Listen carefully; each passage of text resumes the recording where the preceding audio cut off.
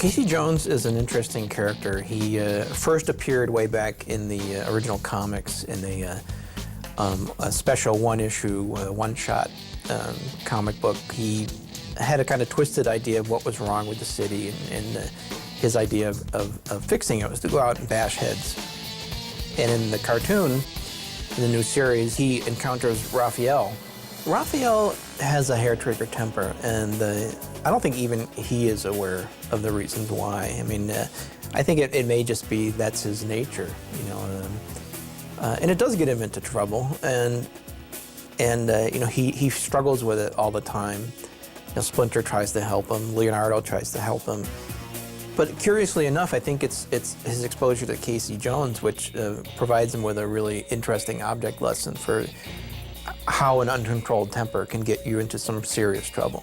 We shouldn't be fighting. We both just need to get a hold of ourselves. Take it easy. Chill. There are quite a few motorcycles in episode 4, and I must confess that it's something that I pushed for because it's one of my great pleasures in life to ride motorcycles.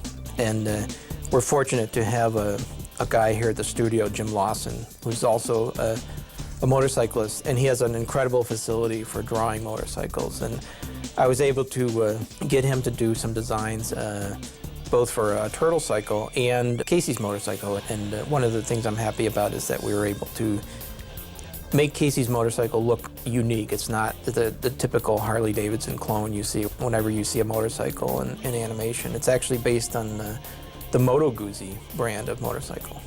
It's tough to do. I mean, motorcycles I think are a lot harder to animate than cars are, because you have the balance aspect that you need to take into account.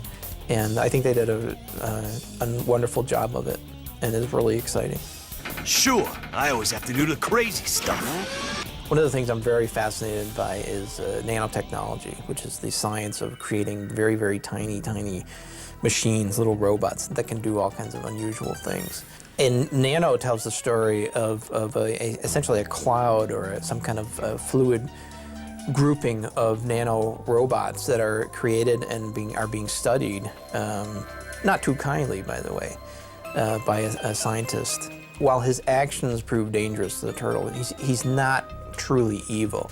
He is, as I believe one of the turtles say in the episode, a sort of misguided child who is seeking some kind of guidance from a parent figure, which is why he latches on to Harry the pickpocket. The story of Nano appears to be wrapped up in the episode on this DVD, but I think we're going to see him again.